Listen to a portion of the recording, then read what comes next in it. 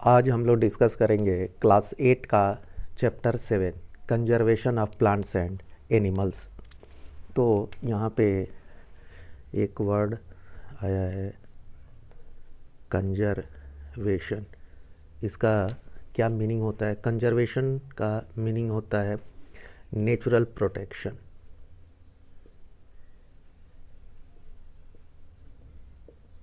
ठीक है, मतलब जो भी प्लांट्स एंड एनिमल्स यूनिवर्स में अवेलेबल है या अर्थ पे अवेलेबल है उनको प्रोटेक्ट करना।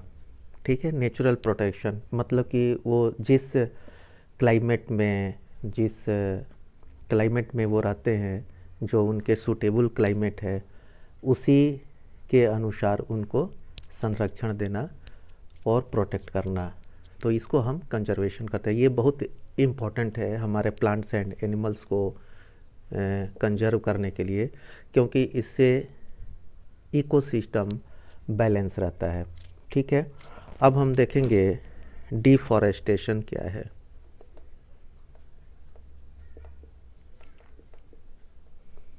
डिफॉरेस्टेशन तो वर्ड से ही जैसे पता चलता है कि deforestation means clearing of forest and using that land for other purpose.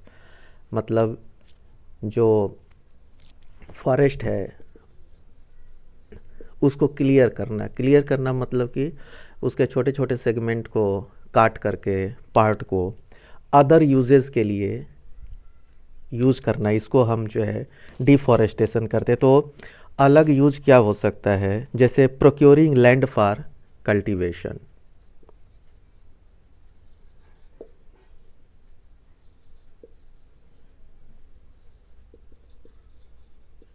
जैसे खेती के लिए जो है हम लैंड प्रोक्योर करते हैं, तो कुछ जंगल को काट करके जो है और जगह बनाते हैं और फिर जो है हम उसमें कल्टीवेशन खेती करते हैं।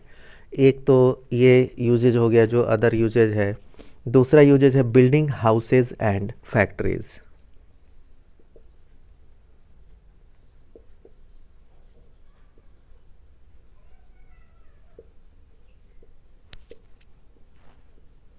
मतलब कि जंगल को काट करके वहाँ पे हम बिल्डिंग्स बनाते हैं रहने के लिए, या फैक्ट्रीज जो है बनाया जाता है, क्योंकि फैक्ट्री को भी बनाने के लिए जो है बहुत सारी जगह होती है।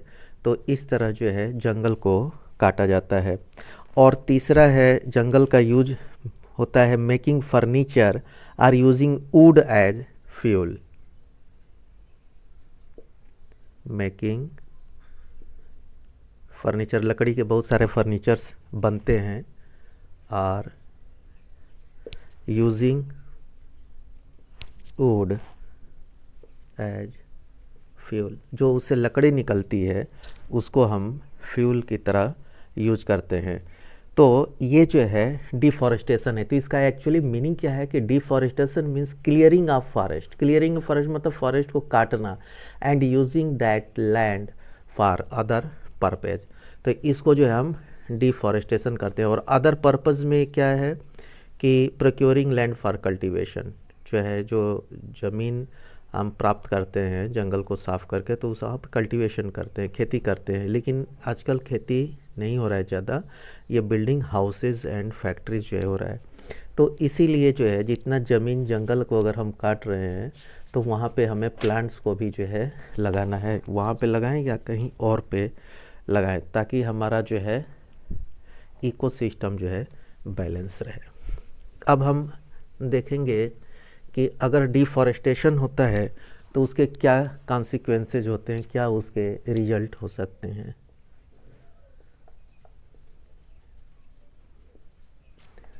कॉन्सिक्वेंसेज ऑफ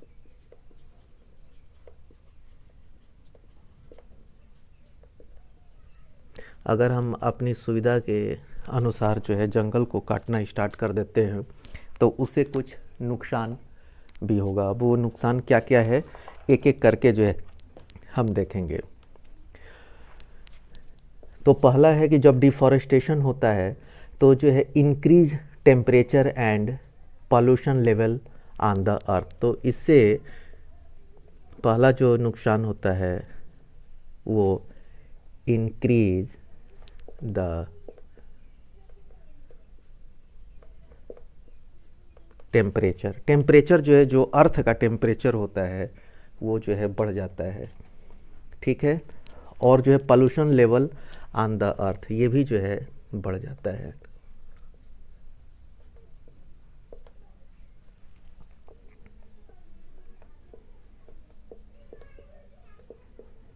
ये दोनों चीज़ें जो है बढ़ जाती, तो इससे जो है क्या होगा, नुकसान होगा, क्योंकि ग्लोबल वार्मिंग होता है, फिर उससे जो है फ्लड्स वगैरह भी आने के चांसेस रहते हैं अगर टेम्परेचर जो है बहुत ज़्यादा होगा तो। दूसरा नुकसान क्या है, increase the level of carbon dioxide in the atmosphere.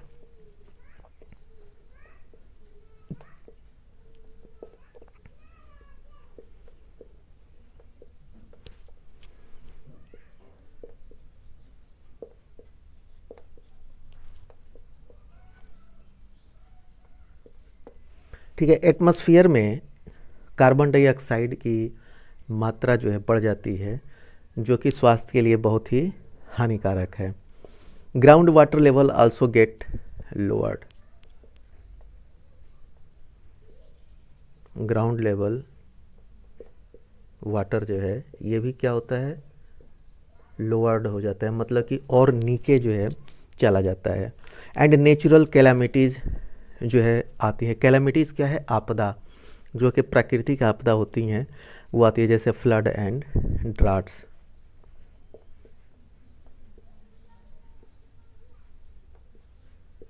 Natural calamities such as floods and droughts, ठीक है। तो ये जो है, जो चार जो है चीज़ें हैं, ये जो है हार्मफुल होता है। किससे, डिफॉरेस्टेशन से। अगर हम फॉरेस्ट को अगर काटते हैं तो इससे ये चार चीज़ें जो है स्पेशली जो है नुकसान करते होती हैं, जैसे कि increase the temperature and pollution level of the earth जो है ये बढ़ जाता है। And increase the level of CO2 in the atmosphere में कार्बन डाइऑक्साइड की मात्रा बढ़ जाती है। ग्राउंड लेवल वाटर लोअर्ड, जो ग्राउंड लेवल वाटर का होता है वो नीचे चला जाता है। इससे जो है आपका खेती वगैरह में जो है दिक्कत होती है और वो ज़मीन जो है बैरन हो जाती है, ठीक है। एंड नेचुरल कैलामिटीज़ इससे जो है आ सकती है, सच एज फ्लड्स एंड ड्राट्स। ये भी हम आगे देखेंगे कि कैसे जो है ये आता है, ठीक है। तो अब जो है कॉन्सिक्वेंसेस हमने देख लिया। इसके बाद जो है हम एक फोटोसिंथेसिस देखेंगे कि ये फोटोसिंथेसिस जो है क्या होता है। आप लोग 6th क्लास में पढ़े भी होंगे।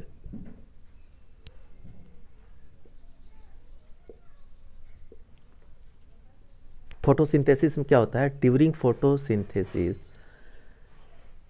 इन green plants light energy is captured, ठीक है। लाइट एनर्जी कैप्चर्ड कर लिया जाता है प्लांट्स के द्वारा।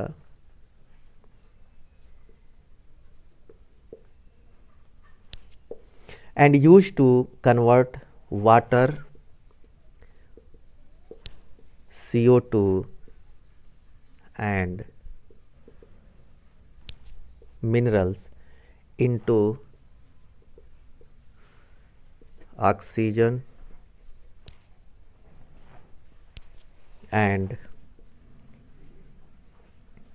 energy rich organic compound. तो अभी हमने देखा कि ये जो है कैसे CO2 एटमॉस्फेयर में ज़्यादा हो जाएगा, कि अगर जो है प्लांट्स कम होंगे तो फोटोसिंथेसिस जो है कम होगा। तो फोटोसिंथेसिस में होता क्या है, जो लाइट एनर्जी प्लांट्स कैप्चर कर देते हैं और वो कन्वर्ट करते हैं वाटर, CO2 एंड मिनरल्स को किस में, ऑक्सीजन में and energy rich organic compound में चेंज करते हैं। तो जितने प्लांट्स अगर ज़्यादा रहेंगे तो हमारा ऑक्सीजन लेवल जो है उतना ही ठीक रहेगा। और आपको पता है कि प्लांट्स के लिए और एनिमल्स के लिए ऑक्सीजन कितना इम्पॉर्टेंट है। तो इसीलिए ये कैसे जो है कार्बन डाइऑक्साइड अफेक्ट करता है, इसको मैंने फोटोसिंथेसिस के माध्यम से समझा दिया है, ठीक है।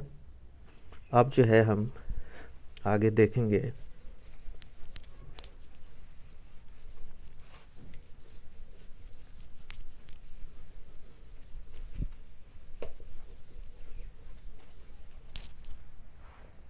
डिसर्टिफिकेशन क्या होता है?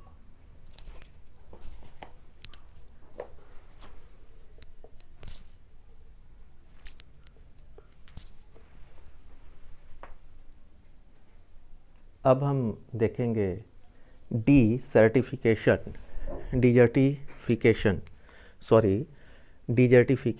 क्या है।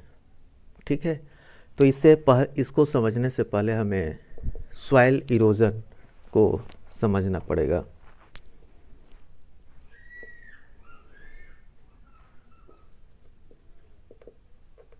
ठीक है, सॉइल इरोजन क्या है? जैसा कि आप लोग जानते हैं कि जो ये अर्थ की जो ऊपर वाली जो लेयर्स होती है, इसमें ये न्यूट्रिएंट होती है जो प्लांट्स के लिए इम्पॉर्टेंट होती है, ये ऊपरी लेयर्स में। तो होता क्या है, हैवी रेन्स की वजह से जो है ये ऊपर वाला जो लेयर है, top layer of the soil expose to the lower, ये जो है एक्सपोज हो जाता है, मतलब कि ये जो है पानी से बह जाता है और ये नीचे वाला पोर्शन जो है रह जाता है, lower hard and rocky layers. तो इसकी वजह से क्या होता है, वो ज़मीन जो है बैरन हो जाती है। ठीक है, फर्टाइल जो है नहीं रह पाती है, तो इसको हम सॉइल इरोजन बोलते हैं।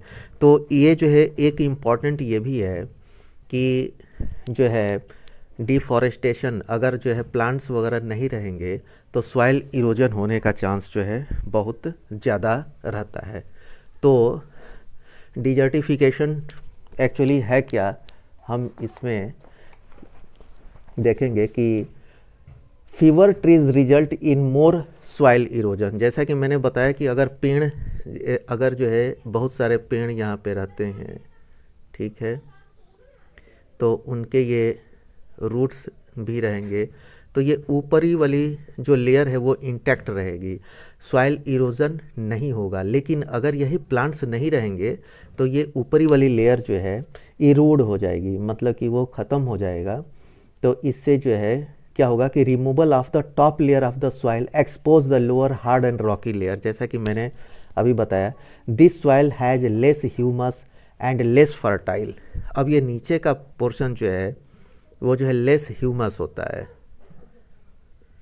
एंड मतलब कि वो जो है कम फर्टाइल होता है। अगर वहाँ पे अगर ये ऊपर वाली पोर्शन ना हो और यहाँ नीचे वाले केवल पोर्शन है और वहाँ पे हम प्लांट्स अगर ग्रो करने की कोशिश करेंगे तो वो ग्रो नहीं होगा। Gradually the fertile land gets converted into desert. और यही क्या होता है, अगर प्लांट्स नहीं रहते हैं तो जो है ये नीचे वाला पोर्शन जो है ये केवल बच जाता है और ये बहुत बड़ा लार्ज एरिया कवर कर लेता है।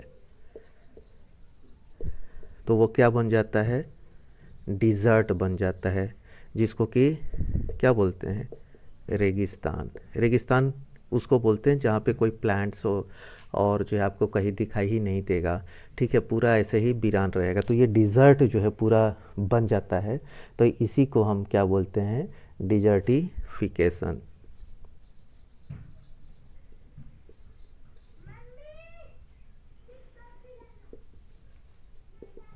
ठीक है, इसी को हम डिजर्टिफिकेशन बोलते हैं। तो एक बार और हम इसको जो है देखते हैं कि क्लियर कर देता हूँ आप लोगों को कि removal of top layer of the soil expose the lower hard and rocky layers.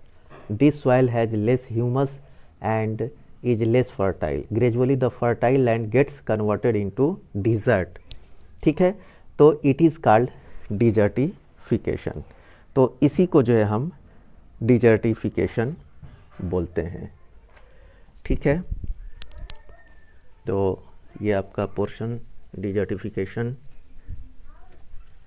Clear हो गया।